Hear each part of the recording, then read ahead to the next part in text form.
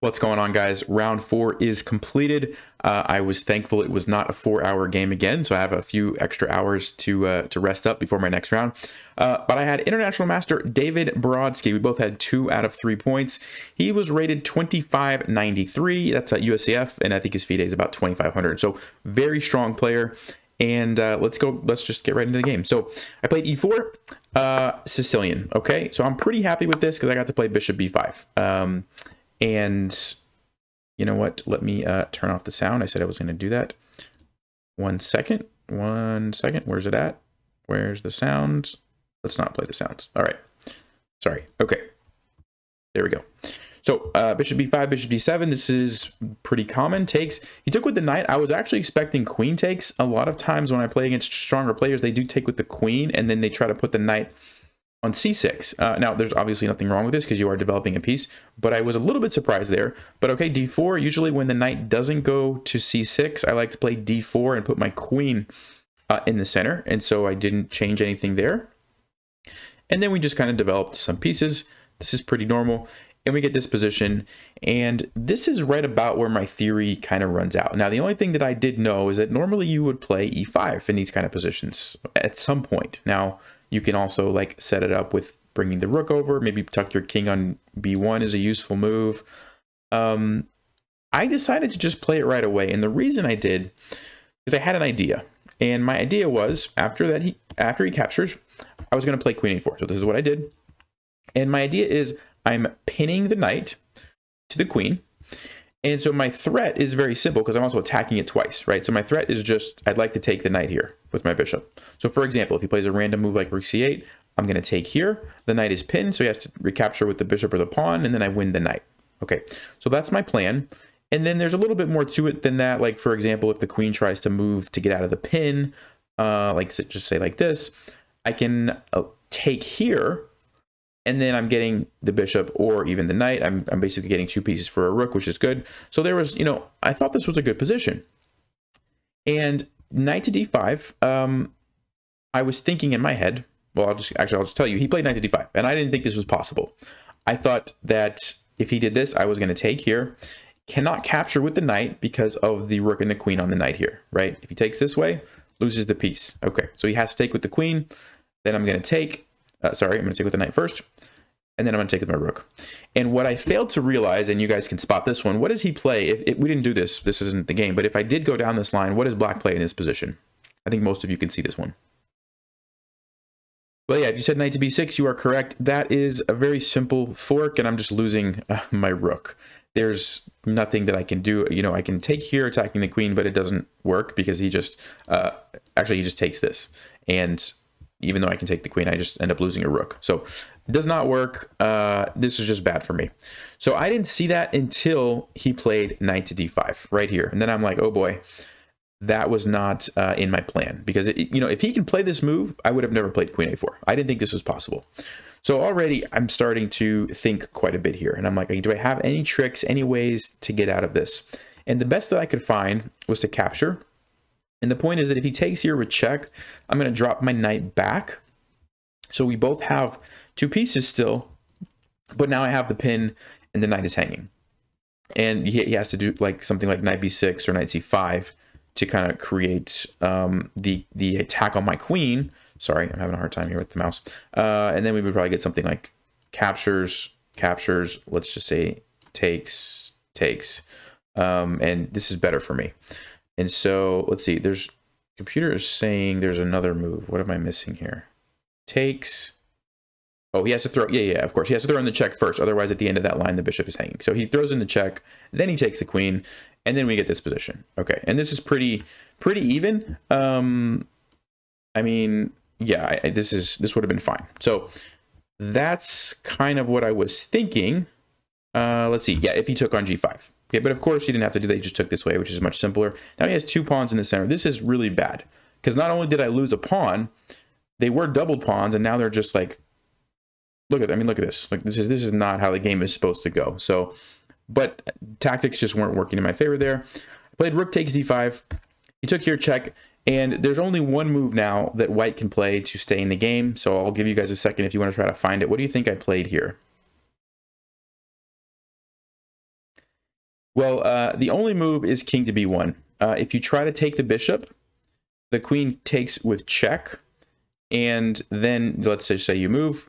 Again, this fork happens, and I'm just losing the rook again. So that's no good. And then if you try to do like takes, and I looked at this f4, it doesn't actually work. You can just take here, and he's hitting both of the rooks. So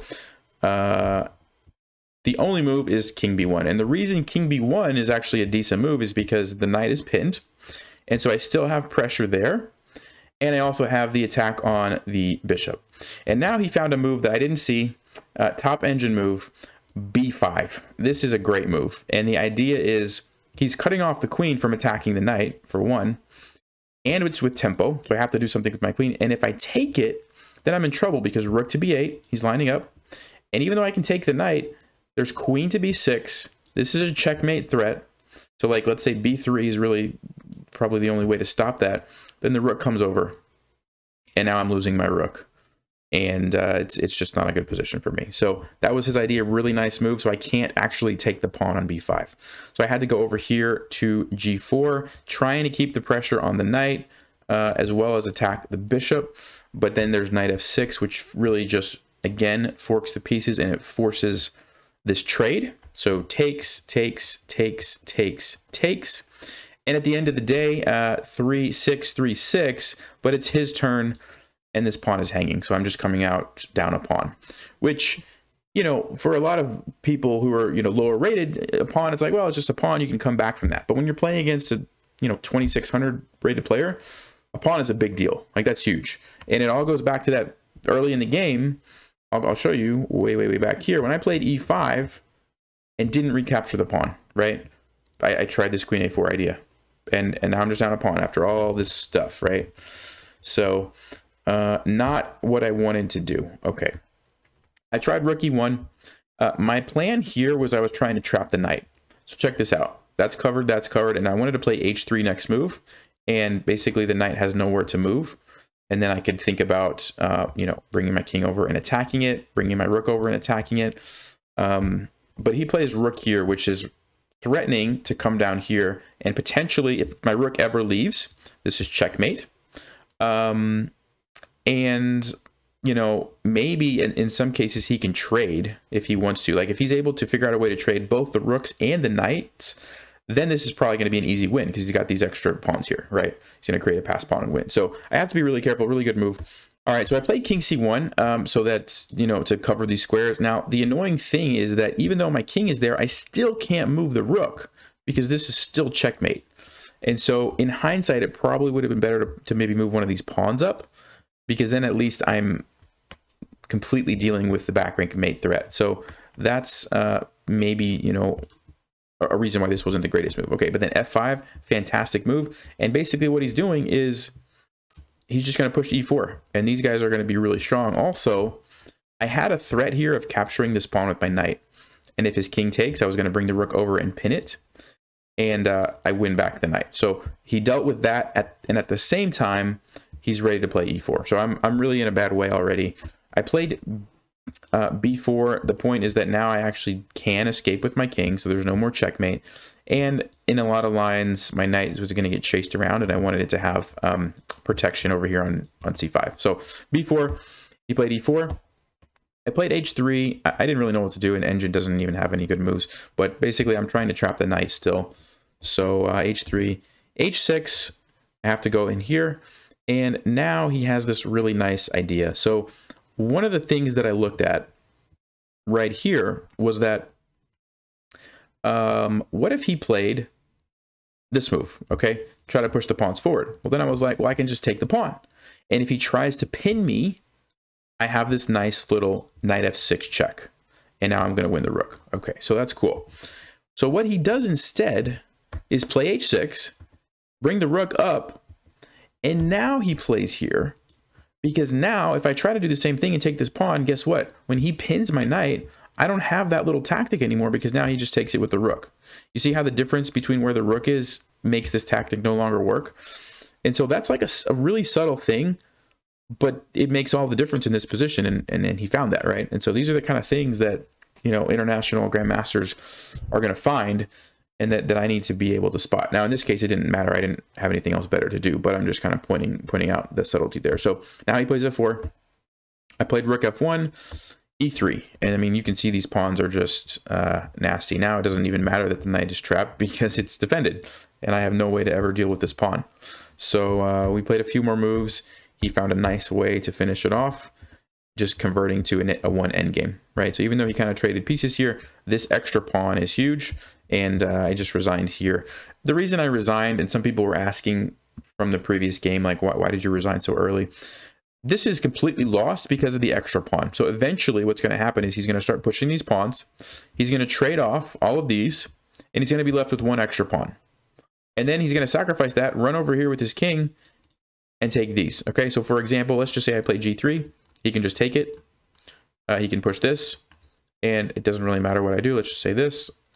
He pushes here. I trade, and we get some position like this. And eventually, he just runs over here, sacrifices the pawn, like this. And, you know, I'm just too slow, right? Something like this, and then he can just defend his pawn. And two pawns is always going to win. So it's just a well-known one endgame, and that's why I resigned. So not a great game. I'm not really happy with this. Going all the way back to that queen a4 move, this was just not good. I mean, sometimes it's a good idea. Like, I've seen this before in bishop b5 lines. That's why I was thinking about it. That's why I wanted to play it. I just did it at the wrong time, and I failed to realize the tactics that were there. And so probably a much better move. Let's see what the engine likes. I was thinking king b1 maybe. Let's check king b1. Yeah, king b1 is okay. Rook h e1 is fine. And actually e5 was okay if I just would have traded the knight, right? And we went into this position. Takes. This is fine for me, right? Like, game goes on, it's pretty equal. So that's what I should have done. You know, I feel like this is very similar to what happened against the last guy that was the international master. If you remember, in that game, there was that h5 move that I missed. Similar kind of thing here, right? There's one little tactic. In this case, it was at the end of that line, knight b6, forking my rook and queen. I just missed it. And those subtle little things make all the difference. So got to do better going forward on that. But yep, that's it. 2 out of 4. I have another round in a couple hours. So I'm going to try to get some rest, and maybe I'll see what happened with the Magnus and Jan's game. But yeah, thanks for watching, guys, and I'll see you in round 5. Stay sharp, play smart, take care.